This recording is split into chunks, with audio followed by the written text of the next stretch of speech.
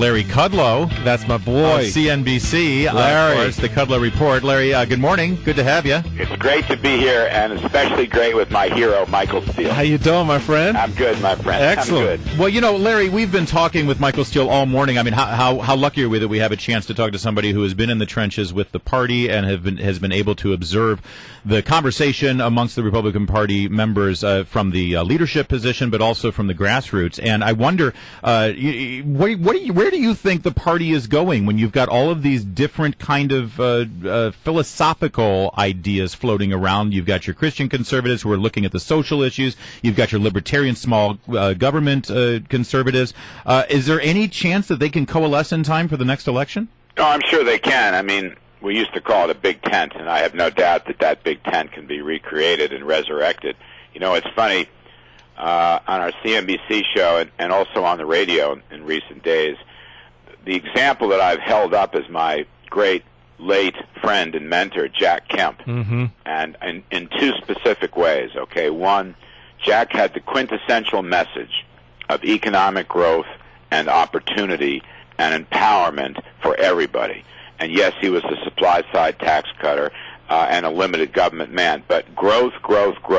Growth has to be an essential ingredient, not only in solving the unemployment problem and the soft economy, but also in dealing with the budget. We're not going to balance the budget just by slashing every program, much as I favor cutting. The fact remains we must grow. And the second point about Jack Kemp that really goes to the heart of the GOP issue today, Jack was minority outreach. Jack Kemp was a guy who created enterprise zones, tax-free enterprise zones for inner-city areas. Jack Kemp was a guy who constantly visited the housing projects in New York and Detroit and Philadelphia and Chicago and Los Angeles, constantly. A friend of mine once said they thought Kemp was their landlord instead of the HUD secretary. And Kemp also used to reach out to La Raza and other Hispanic groups to get cooperation with these programs of economic growth and opportunity. He once sent me as his representative.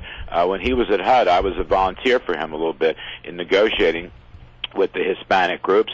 And Jack was a guy who favored immigration, you know, with rules, but he wanted immigrants to come to the United States because he believed they, too, were an engine of economic growth. And I think if you go back and look at the Jack Kemp history when he was HUD, and then before that when he was in the House, and before that when he was a backbencher, you will see a progression of ideas and actions that would serve today's GOP very, very well. I think you're absolutely right there, Larry. And, you know, he was a mentor for me and a good friend and had a lot of good conversations on those very points. And I think on that economic argument, when you look at the world and where we are right now, we can make so many linkages to prosperity, opportunity, and growth as a party, and get away from those things that are really much more divisive, that people, quite frankly, aren't focused on. And so, how would you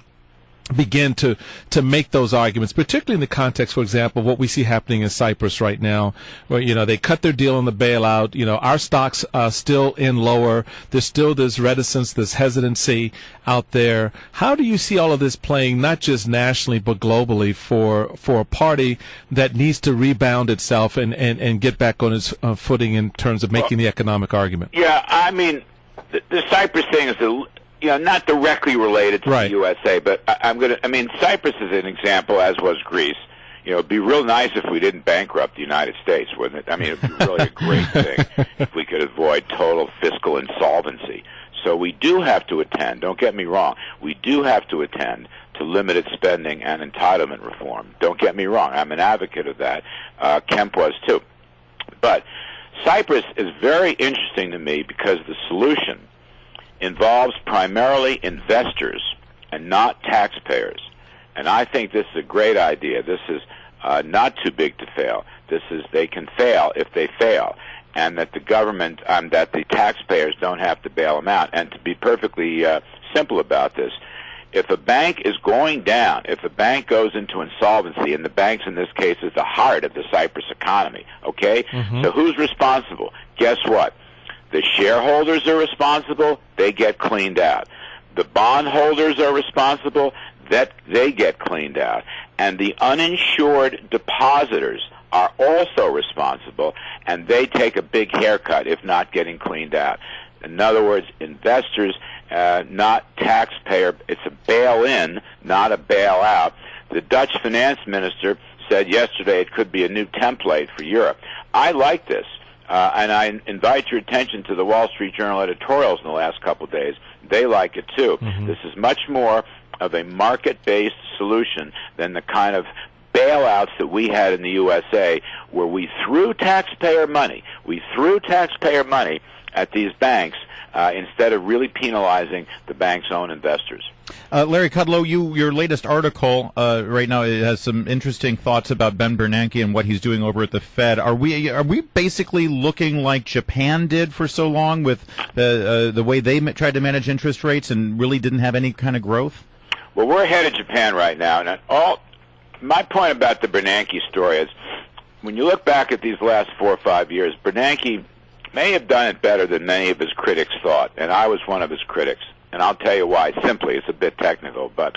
Well, we've only got 20 seconds, so go for it. All I'll say is the Fed is not as loose as people think, and the nominal GDP target is 4%. It could be 5 or 6%. I think there's no inflation problem out there, and I'm going to give Bernanke a +1 on this. Usually, I give him a -1. Wow. You've come around a little bit on the Fed chairman. All right, there's a little news from Larry Kudlow. The dollar looks pretty good to me.